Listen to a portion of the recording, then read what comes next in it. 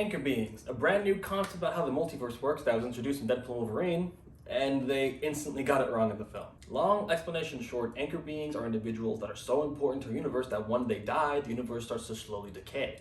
Normally this takes about a few thousand years, but due to this walking asshat over here named Paradox, Deadpool's universe is going to get hit with the fast forward button because he's a little impatient.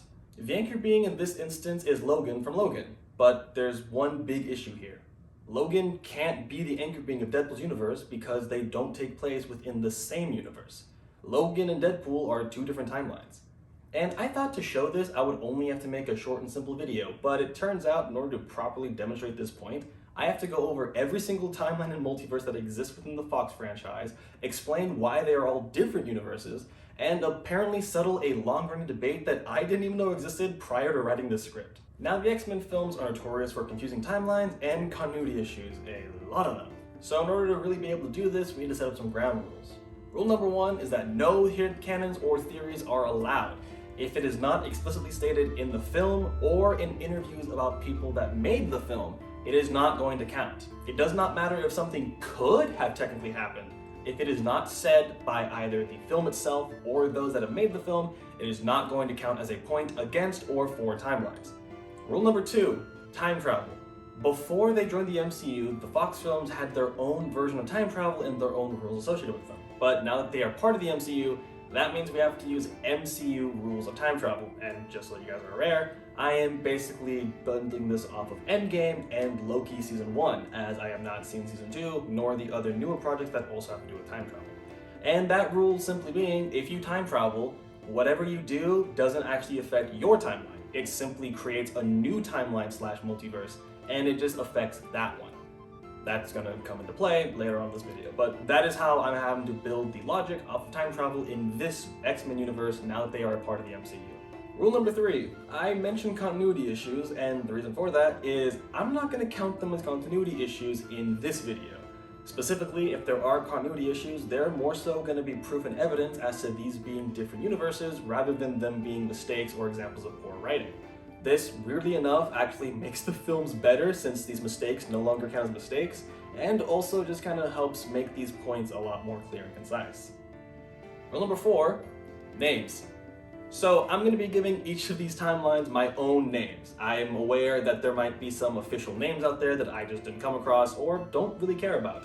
Mainly because this is my video, so I feel like I should be using my own words to explain everything. So these timelines will be given names and I'll be referring to them as that throughout the rest of the video. There actually is one more thing that we should go over. There is a singular film out of all of these Fox films that I believe can technically be canon in every single timeline, and that's The New Mutants. It basically takes place in its own little separate offshoot of the world, its own corner. It doesn't really affect or come into play with anything else, so there's no real reason it can't be canon in the rest of these films unless there was something I missed. So, unless I say otherwise, which I won't, The New Mutants is canon in every single one of these multiverses. That being said, we've gone over everything. Let's start the film with Timeline 1, the Prime Timeline. Now, I call this the Prime Timeline due to the fact that this is where we start off our adventure with Xavier's School for the Gifted Youngsters. Now, this timeline consists of the original trilogy, the first two films of the Wolverine trilogy, and it concludes with the future segments of Days of Future Past. And unfortunately, remember, since we are using the MCU logic of time travel, while this group does save another universe from meeting their Sentinel fate, they do still sadly perish here when these Sentinels burst the door and kill them all. It is tragic that they had to meet this pretty gruesome fate, but at least they died heroes. And I know you may be wondering, why isn't First Class being included in here? It's a really good prequel, and I agree, it's one of my favorite films in the entire franchise. But unfortunately, it does not count as canon for this universe and timeline due to the beginning of Last Stand. The beginning of Last Stand shows an old Eric and an old Charles working together to recruit Jean for the school. That means that in this timeline, they worked together for a while before Eric went and left and turned into Magneto. Oh yeah, also Charles is walking. So this completely goes against the ending that we got in First Class, so I can't count them being in the same timeline. There are some other smaller details too, like Emma Frost for instance, but this is the big reason why First Class is not a part of Timeline 1. Timeline 2, a quick death. So technically speaking, going by MCU logic again, This opening segment here, where we watch our resistance group fighting and then using time travel to escape so they can live another day, by MCU logic, this was another timeline where these characters unfortunately did die. Just figured I'd mention that this is another timeline, just to kind of get that out of the way, since I'm trying to show off every multiverse that exists here. Also, they do mention that they've done this multiple times, but since we only see it done once, I'm only going to be adding one extra timeline to the counter here. Technically speaking, yes, they've done it multiple times, they admit so, but if we're not given an exact number, I'm not adding a bunch of extra timelines just in case. Timeline 3, the altered timeline. Now, the altered timeline is the timeline that we end Days of Future Past in. We know nothing about this universe except for the fact that everyone is okay, everyone's together, and both Scott and Jean are alive. Theoretically, Charles is also back in his original body, but we don't have that confirmed.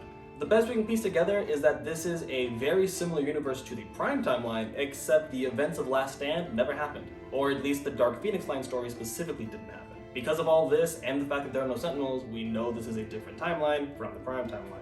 Actually, there's one more thing that we do know. It is not the future of the next timeline. Timeline 4, the Reboot timeline. Now, this timeline starts off in First Class, continues through Days of Future Past and Apocalypse, and concludes in Dark Phoenix. Now, we know this is different from the Prime timeline due to the fact that Trask survives, which is the entire point of Days of Future Past. The way Wolverine ends up a Stryker, or Mystique, I guess? I don't know, that stuff's still weird. And the fact that Mystique dies in the 90s. On top of that, we can also confirm this is not the altered timeline, due to the fact that Jean Grey dies at the end of this timeline, and Charles retires. In the altered timeline, Charles was still the professor and head at Xavier School for the Gifted, but at the end of Dark Phoenix, Beast is actually the headmaster. Now, I know what you're saying.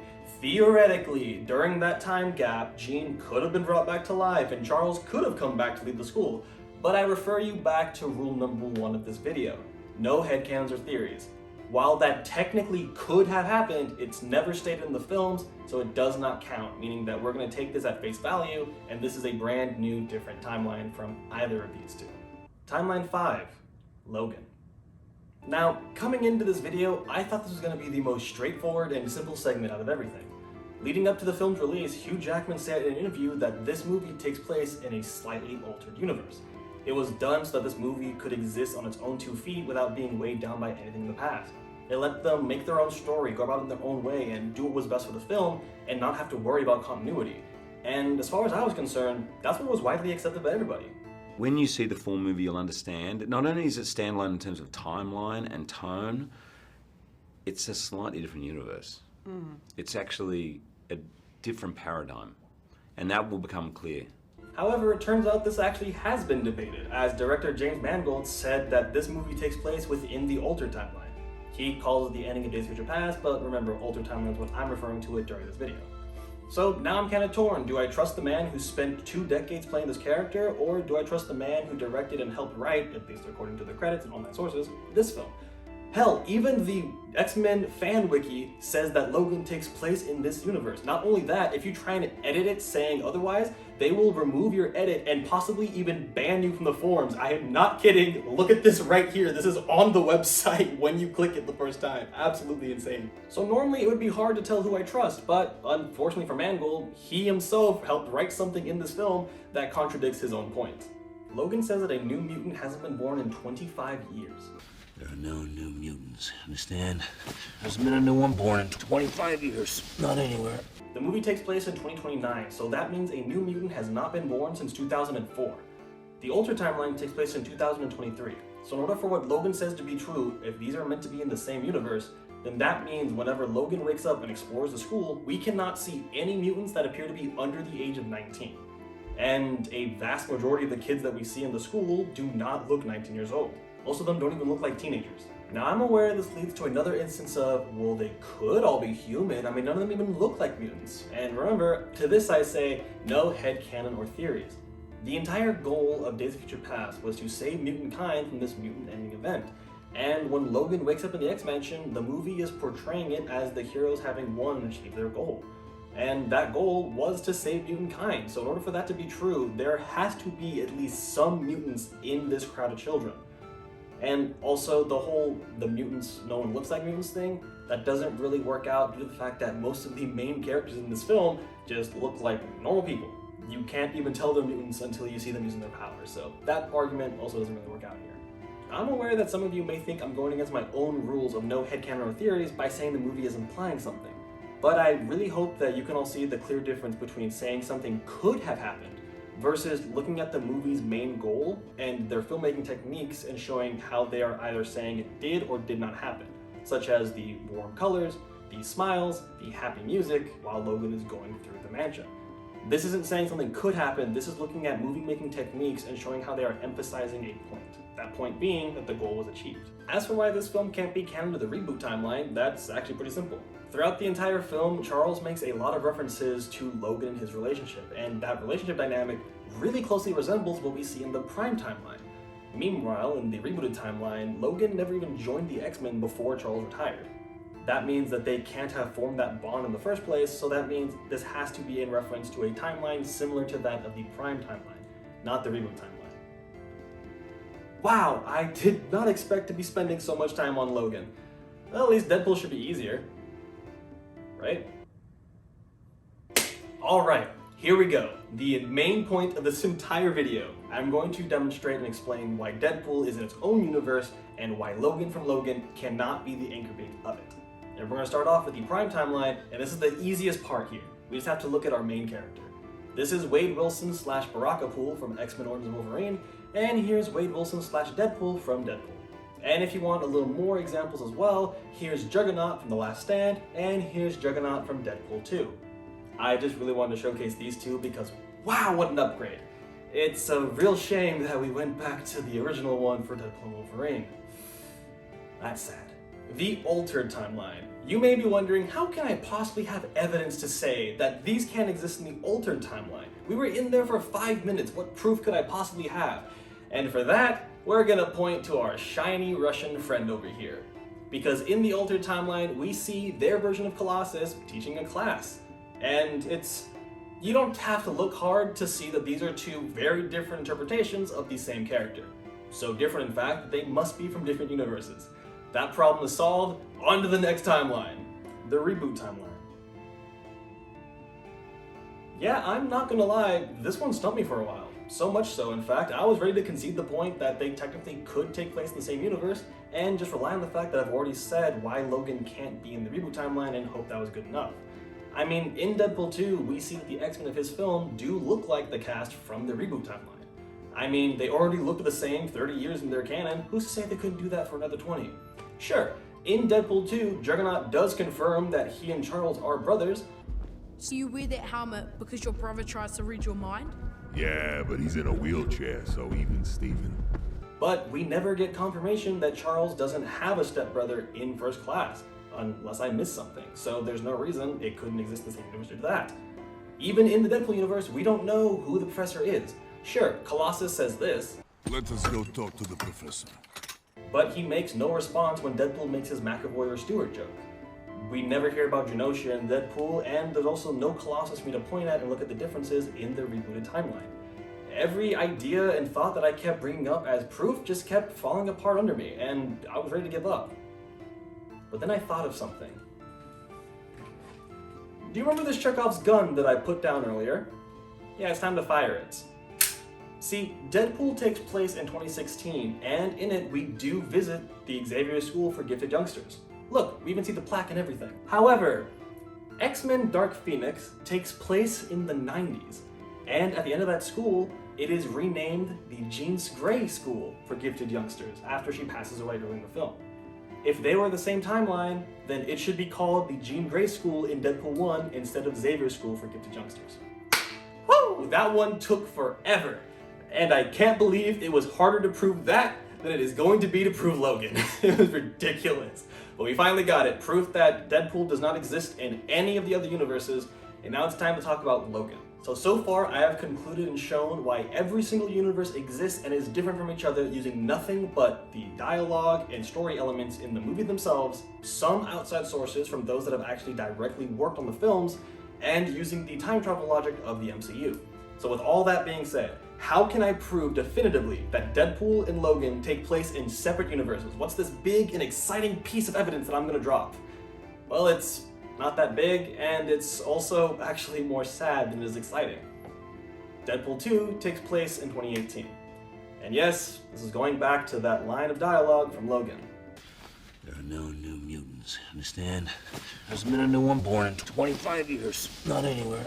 If they were to exist in the same universe, then that means we cannot see any mutant children under the age of 14. Because, the whole 25 years of no mutants being born thing. And unfortunately, if we look at the kids that exist inside of the orphanage, a lot of them look younger than 14. Like, I'm willing to say that some of them definitely look younger than 10 as well. I know I should be excited, like I'm proving why they're not in the same universe, and this then proves why Logan can't be the anchor being of Deadpool. But I'm using the evidence of children getting tortured, so it's not really the thing I want to get excited about. And weirdly enough, this whole idea of children being tortured and experimented on for being mutants, it really does fit hand in hand with the themes and story elements that exist inside Logan. But weirdly enough, the thing that connects them the most is also what shows why they are different universes and why this doesn't work. Yeah, real bummer to end this segment on, I know. Now, technically speaking, there could be another Logan inside of Deadpool's universe that does something very similar and still dies, and technically they could be the anchor being of this universe, and that's true. I'm not denying that. I am simply stating that Logan from Logan specifically, that movie, cannot be the anchor being of the Deadpool universe due to them being two different timelines. Because that specifically is what keeps being called out in the Deadpool and Wolverine film. Now, I'm sure some of you may be wondering, why is there still some time left in this video? You did it, you proved your point. Well, it's because I've gone this far in, I might as well mention the rest of the timelines that exist in Deadpool 2. Because there are a lot of timelines in Deadpool 2. Timeline 6 through 11, the Deadpool 2 stories. Timeline 6 is going to be Vanessa dying, Deadpool does take the bullet for Russell, but instead of Cable turning back time and saving his life, Wade simply dies. Timeline 7 is going to be the normal ending of the film. Vanessa dies, Deadpool takes the bullet for Russell, and Cable goes back in time to save Wade's life.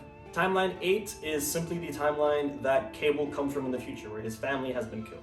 That is an alternate universe and timeline, so that's going to count into our count total here. Timeline 9 is going to be where Deadpool goes back in time, saves Vanessa, and also saves the rest of X-Force. I thought he saved no one but Peter at the end of this, but in Deadpool and Wolverine, Shatterstar makes an appearance, so Deadpool actually saved the entirety of X-Force in this alternate universe. And funny enough, this alternate universe that happens in the after credit scene does end up being the canon timeline of the future of this series, so that's kind of fun. Timeline 10 is going to be Deadpool going back in time and killing Barakapool. So there is no Barakapool in that future. Good for them. Timeline 11 is when Deadpool goes back in time and kills Ryan Reynolds before he can actually star in Green Lantern. I'm not going to go into how the technicalities of that work. We're just going to accept it as a new timeline and we're going to move on. And there we have it. A look at the 11 different multiverses that exist within the Fox timeline, why they are different and can't overlap, and how Deadpool and Wolverine introduced a brand new mechanic into the MCU, but accidentally got it wrong. And before anybody wants to say it, I know. I'm aware of the meta joke that by saying Logan was the anchor being of this universe and it's now dying, that they are referencing the fact that Hugh Jackman was the anchor being of the X-Men franchise, and when he left and they killed off Logan, that killed off many people's interest in the X-Men franchise as a whole. Also, the fact that Paradox being impatient and pulling the plug on this universe is a little stand-in for Disney doing the same thing for the Fox franchise. I'm aware of it on a meta level, and I do like and appreciate the joke from that. This video was specifically to look at the mechanics of it being introduced in the MCU and how it works in that front. On a meta sense, believe me, I get it, it's funny, but this is purely from a mechanical standpoint in the MCU. If there is something I missed from, say, like an interview off a side website or a video interview that I just didn't come across in my research that would disprove something I said about one of these multiverses, if you want to link it in the comments, I'd be interested to check it out. This was just everything I could find in my own research, and it was a ton of fun. I know not everyone is going to agree with me, and I probably am now banned from the X-Men film fan wiki, but you know, because this franchise was created before the MCU was even a thought. So having to take this timeline and kind of fit it to the new MCU standard, it was weird, and I hope no one saw this as an attack or a judgment on the X-Men films. This universe and its continuity, it's messy, sure, it has tons of continuity errors, even before the reboot happened, but it's beautiful and it's fun. So if you want to just view it as one long single storyline that just happens to have some issues and mistakes along the way, go for it. That's not a problem, and that's not what this video was meant to say. I just thought it'd be very fun to dig into this franchise that I haven't gotten to in a long time. And it was. I love these films, and I thought this was a lot of fun to be able to do. This is definitely a different video, especially compared to everything I've done before, and I'd love to do more, once something piques my interest at least enough to do it, of course. A big thank you to my friend Penguin. Hello. Who went over this script and made sure it was clear and easy to understand for those that aren't as familiar with the franchise as the rest of us. And that's about it. Thank you all for watching, and I'll see you next time. Later, everyone.